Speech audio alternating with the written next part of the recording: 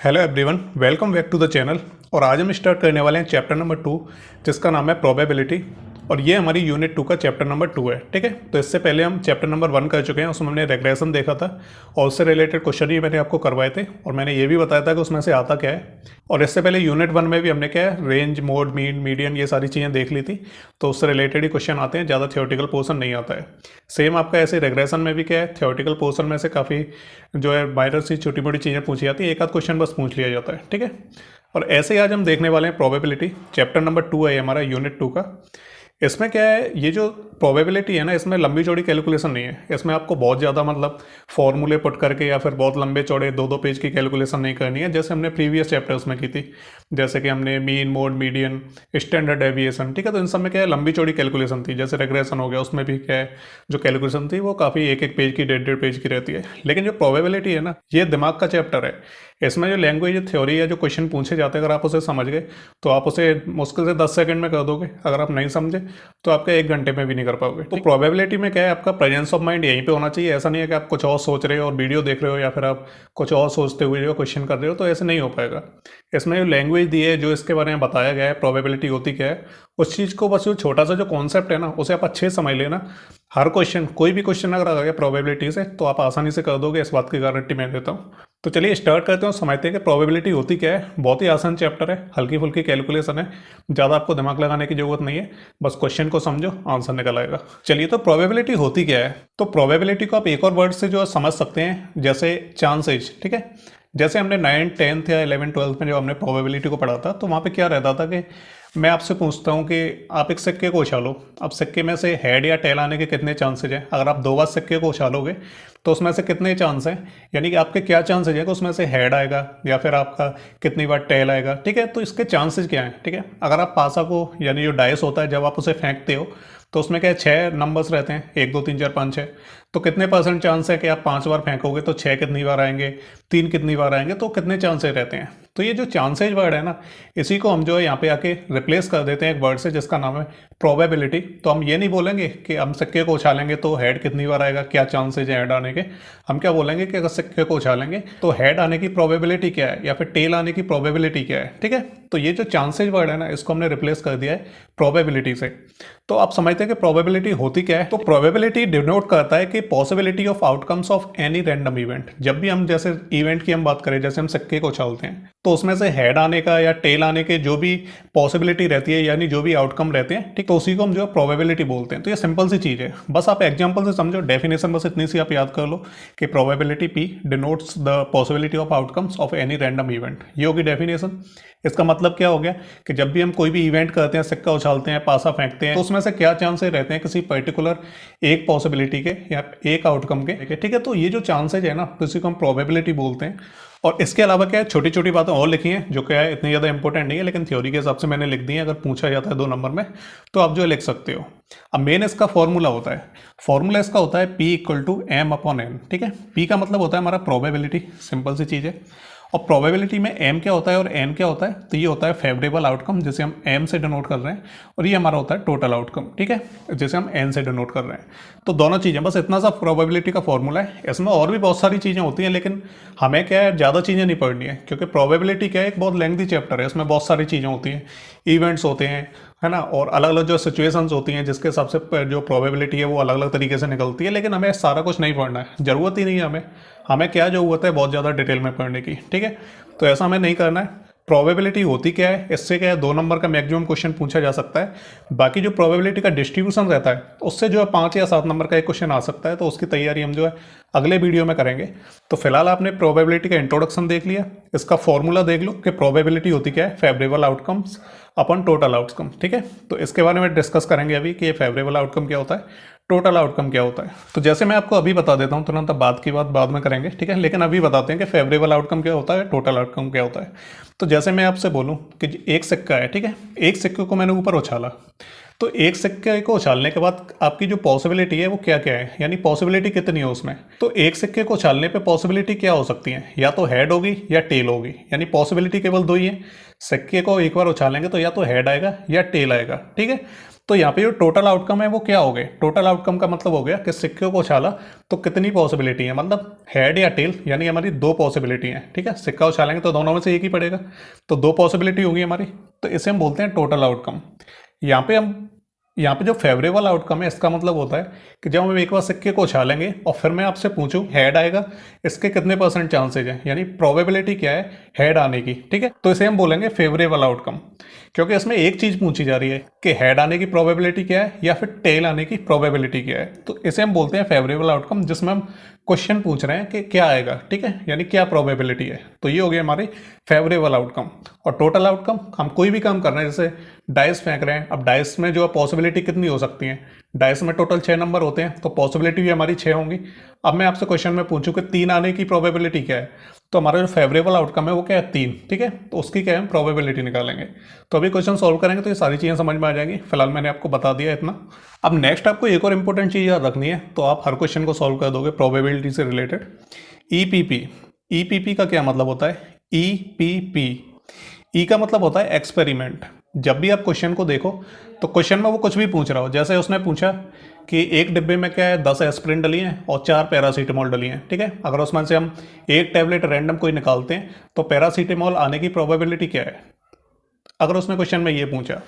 तो ये जो क्वेश्चन है इसमें एक्सपेरिमेंट क्या हो गया कि एक डब्बा है जिसके अंदर क्या है, टैबलेट डली हुई है, टोटल हमारी 15 टैबलेट डली हैं। तो हम क्या कर रहे हैं, एक डब्बे में से एक टैबलेट निकाल रहे हैं। तो यहाँ पे एक्सपेरिमेंट हमारा क्या हो गया कि डब्बे में से एक टैबलेट निकाल रहे हैं। अगर इसी की जगह पे हम बोलते कि हमने एक पासे को, यानी जो डाइस होता है, हमने उसे फेंका, ठीक है। तो यहाँ पे जो एक्सपेरिमेंट है वो क्या है कि हमने एक डाइस को फेंका, ठीक है। तो ये क्या हो गया हमारा एक्सपेरिमेंट। दूसरा पॉसिबिलिटी, अगर हमने डाइस को फेंका है तो उसमें टोटल पॉसिबिलिटी कितनी है, तो एक डाइस में 6 नंबर्स होते हैं, तो हमारी पॉसिबिलिटी क्या है 6, यानी एक बार डाइस को हम फेंकेंगे तो उन 6 नंबर्स में से कोई ना कोई एक आएगा, ठीक है। तो टोटल पॉसिबिलिटी हमारी 6 हो गई। तो सेकंड पी से हमारा क्या हो गया, पॉसिबिलिटी। इसी की जगह पे हम, जैसे हमने पहले पैरासीटामोल की बात की, तो एक डब्बे में कितनी है 15 टैबलेट है, जिसमें से 5 क्या है एस्पिरिन है और 10 हमारी पैरासीटामोल है। तो उसमें से कोई एक रैंडम टैबलेट उठाएंगे, ठीक है। तो वहाँ पे क्या है पॉसिबिलिटी क्या रहेगी, एस्पिरिन आने की, या फिर जो प्रोबेबिलिटी है वो पैरासीटामोल आने की क्या रहेगी, ठीक है। तो उस डब्बे में टोटल 15 टैबलेट है, जिसमें से 5 क्या है एस्पिरिन है और 10 क्या है पैरासीटामोल है, ठीक है। तो टोटल हमारी पॉसिबिलिटी क्या होगी, जब हम एक डब्बे में से एक टैबलेट निकालेंगे तो टोटल हमारी पॉसिबिलिटी क्या है 15 है, ठीक है। तो पॉसिबिलिटी होगी। ऐसे क्या है उसमें से, अगर उसने पूछा है कि जैसे हमने सिक्के को उछाला तो उसमें से हेड आने की प्रोबेबिलिटी क्या है या फिर टेल आने की प्रोबेबिलिटी क्या है, ऐसे डब्बे में से अगर एक रैंडम टैबलेट हम उठाते हैं तो उसमें से एस्पिरिन आने की प्रोबेबिलिटी क्या है, अगर हमने डाइस को फेंका है तो उसमें से 2 आने की प्रोबेबिलिटी क्या है या फिर 4 आने की प्रोबेबिलिटी क्या है।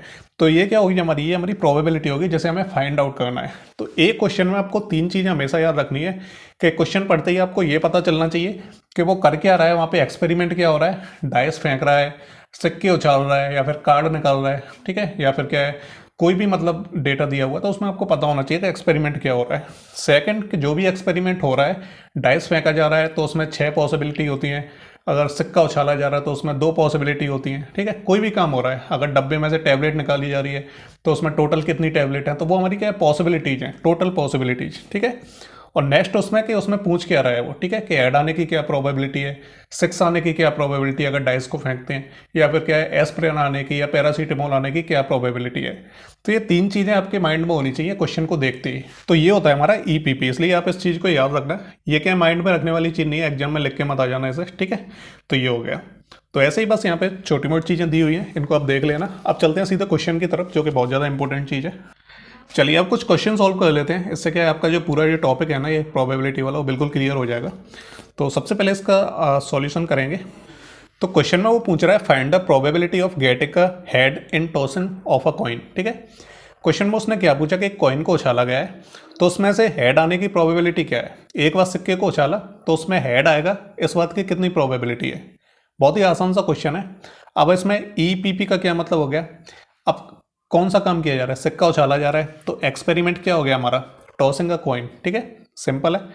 और इसमें पॉसिबिलिटी क्या है, अगर एक कॉइन को हम उछालते हैं, कॉइन को हम उछालते हैं तो क्या आएगा, या तो हेड आएगा या टेल आएगा, 2 ही पॉसिबिलिटी तो है। तो हमारी ये पी सेकंड पी हमारा क्या हो गया पॉसिबिलिटीज।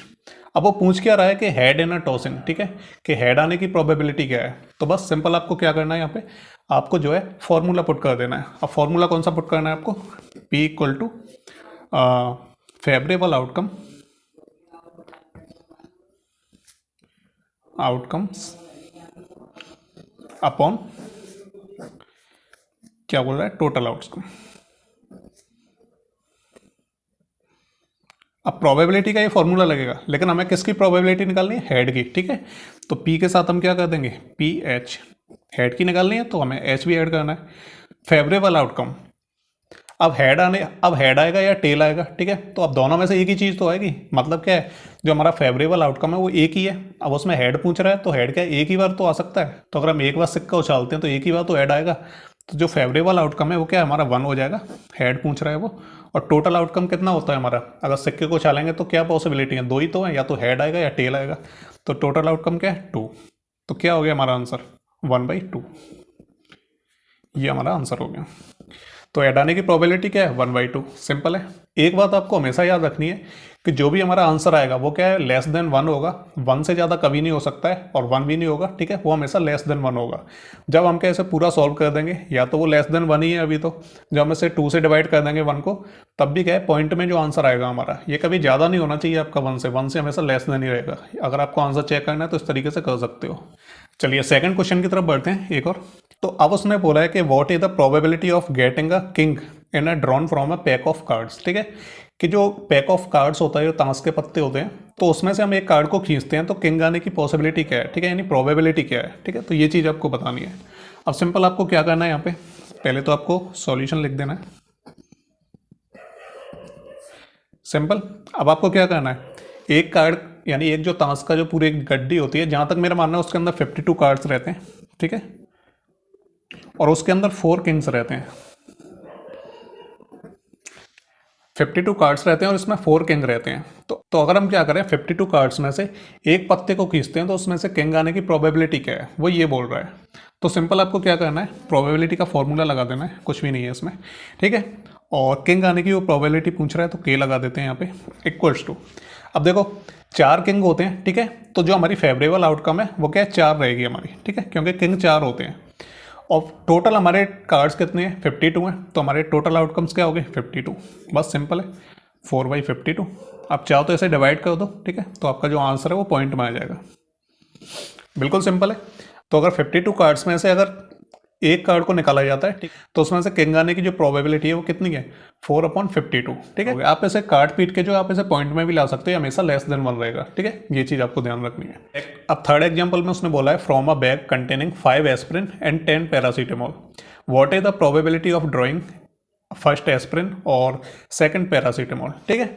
अब यहाँ पर उसने क्या बोला है कि एक कंटेनर है, ठीक है, एक बैग है जिसमें क्या है, 5 एस्पिरिन टेबलेट्स हैं और 10 पैरासीटामोल टैबलेट हैं, एंड टोटल उसमें 15 जो है टैबलेट उसमें डली हुई हैं। तो अगर हम उसमें से एक टैबलेट को उठाते हैं तो प्रोबेबिलिटी क्या है कि वो एस्पिरिन होगी, और सेकंड एक और टैबलेट हम उठाते हैं तो पैरासीटामोल आने की प्रोबेबिलिटी क्या रही है, यानी दोनों पूछ रहा है वो कि 15 टैबलेट्स में से एस्पिरिन आने की प्रोबेबिलिटी क्या है और पैरासीटामोल आने की प्रोबेबिलिटी क्या है। तो सिंपल कैसे निकालना है इसे, सॉल्यूशन तो हम पहले के लिए निकाल लेते हैं पहले, ठीक है, फर्स्ट वाले के लिए एस्पिरिन आने की प्रोबेबिलिटी क्या है, ठीक है, तो ए का मतलब एस्पिरिन, ठीक है। तो फेवरेबल आउटकम, ठीक है, फेवरेबल आउटकम क्या है, चलिए तो यहाँ पे जो ये वाला जो आप देख रहे हो आप इसे और भी काट सकते हो, जैसे 2 से हमारा कितनी बार कट जाएगा, ये 2 बार कट जाएगा, और 2 से हमारा 26, ठीक है, तो ये हो जाएगा। इसके अलावा हम इसे 2 से और भी काट सकते हैं, जैसे 2 से 1 कट जाएगा और 2 से हमारा 13, ठीक है। तो जो फाइनल आंसर है वो हमारा 1113 आ जाएगा फाइनल आंसर, ठीक है। इस तरीके से आप चाहो तो जितनी छोटी डेट आप बना सकते हो उतनी बना सकते हो, ठीक है। बाकी आप इसे 13 से 1 को डिवाइड करके आप पॉइंट में भी ला सकते हैं, हमेशा लेस देन 1 रहेगा, ठीक है।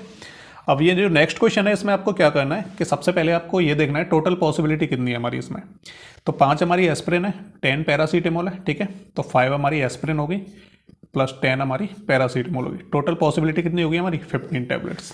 सबसे पहले एस्पिरिन के लिए देखते हैं कि एस्पिरिन के क्या प्रोबेबिलिटी है।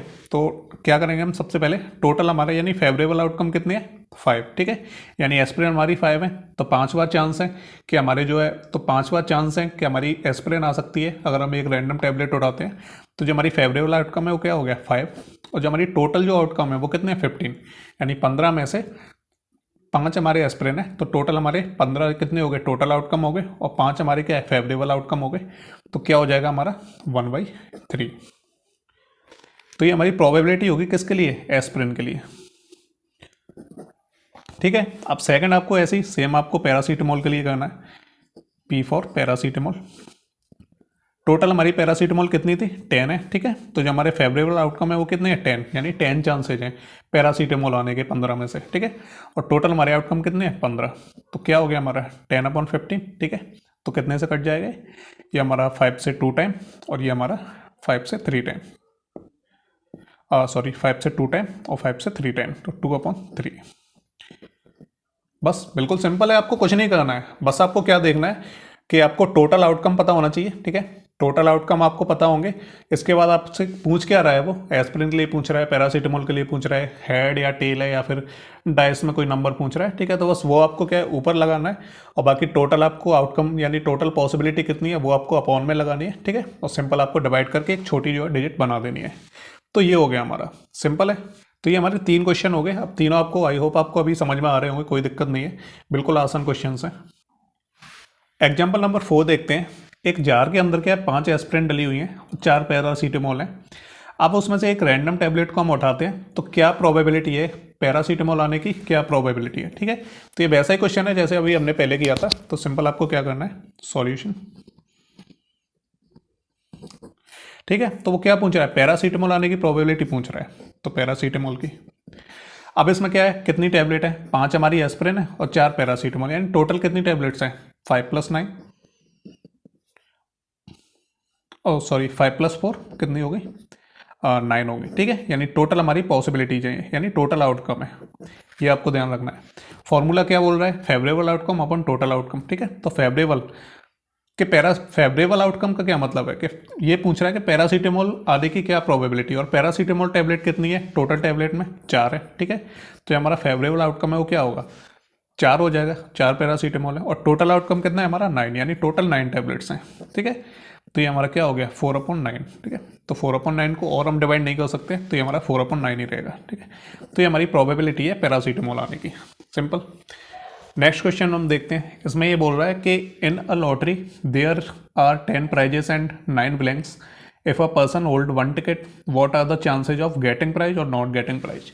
ये क्वेश्चन अच्छा है, इसे मैं आपको थोड़ा समझा देता हूँ कि एक लॉटरी है जिसमें क्या है 10 प्राइजेस हैं और 90 ब्लैंक है, यानी टोटल उसमें 100 टिकट्स हैं, जिसमें से 90 तो खाली हैं और 10 में केवल प्राइज है।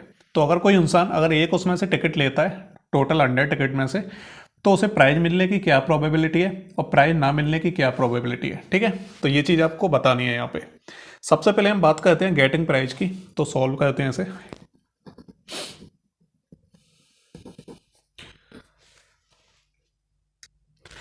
तो फर्स्ट है हमारा क्या, गेटिंग प्राइज।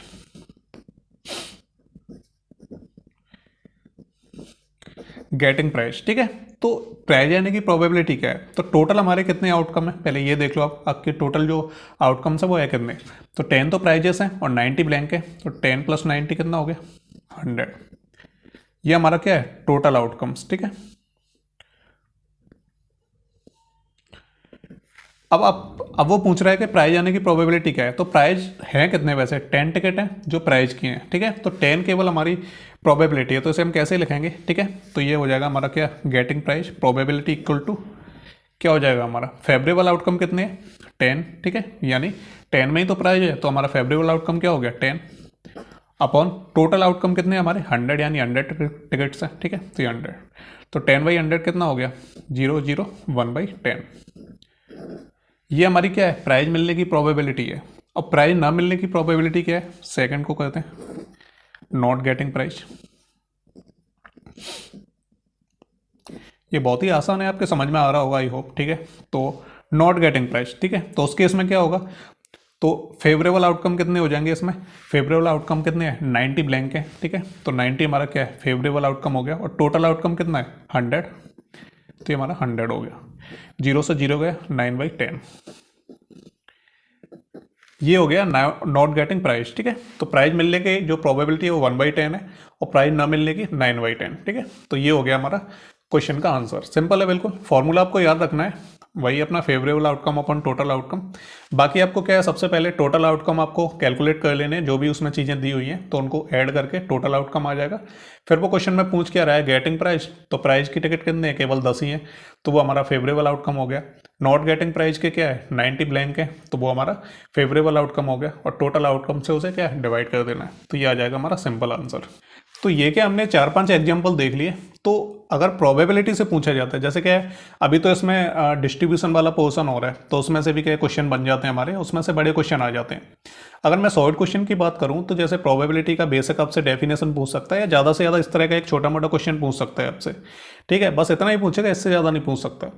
इसके अलावा और भी तरह के क्वेश्चन इसमें से पूछे जाते हैं प्रोबेबिलिटी में से, लेकिन वो क्या हमारे मतलब के नहीं है, क्योंकि इतना ज़्यादा डिटेल नहीं पूछा जाता है प्रोबेबिलिटी से, है ना। तो बेसिक जो चीज़ रहती है, इंट्रोडक्शन मैंने आपको बता दिया, डेफिनेशन आपको बता दी, इसके अलावा फॉर्मूला आपको याद रखना है, फॉर्मूला किस तरीके से पुट करना है वो भी चीज़ आपको समझ लेनी है, ठीक है। और हमारा ईपीपी भी आपको समझ लेना है, ताकि क्वेश्चन पढ़ते ही आपको चीज़ें समझ में आ जाए कि क्या पूछ रहा है क्या नहीं पूछ रहा है। और इसके अलावा और भी चीज़ें हैं, जैसे और भी क्वेश्चन इसमें से बन सकते हैं, लेकिन क्या ज़्यादा जरूरी नहीं है, अगर आप कॉन्सेप्ट को समझ गए तो आप हर तरह का क्वेश्चन कर सकते हो, अगर बेसिक क्वेश्चन पूछा जाता है प्रोबेबिलिटी का। तो बेसिक तो पूछा ही जाएगा प्रोबेबिलिटी से, बाकी एक डिस्ट्रीब्यूशन से आएगा क्वेश्चन, तो उस पोर्शन को भी मैं अगले वीडियो में कवर कर दूंगा। उसमें 2-3 टाइप होते हैं प्रोबेबिलिटी डिस्ट्रीब्यूशन के, तो मैं आपको अच्छे से समझा दूंगा। उसमें से एक बड़ा क्वेश्चन आता है, तो सॉल्व करना भी आपको वो बता दूंगा। तो फिलहाल के लिए बस इतना ही है। अगर आपके मन में कोई क्वेश्चन आ रहे हो, जैसे आपने देखा हो प्रोबेबिलिटी का सिंपल क्वेश्चन, तो आप उसे बता सकते हो या खुद भी सॉल्व कर सकते हो। अगर नहीं आता है तो मुझसे पूछ सकते हो, मैं आपको बता दूंगा। तो फिलहाल के लिए इस वीडियो में बस इतना ही। अभी क्या हमने इंट्रोडक्शन पार्ट कर लिया है, बेसिक चीज़ें समझ ली हैं। अब नेक्स्ट वीडियो हम जो डिस्ट्रीब्यूशन के बारे में डिस्कस करेंगे, तो उसमें भी किस तरह के क्वेश्चन बनते हैं तो वो मैं आपको बता दूंगा। तो ये था हमारा वीडियो, आई होप आपको सब कुछ समझ में आ गया होगा। तो मिलते हैं अगले वीडियो में, तब तक के लिए goodbye and take care.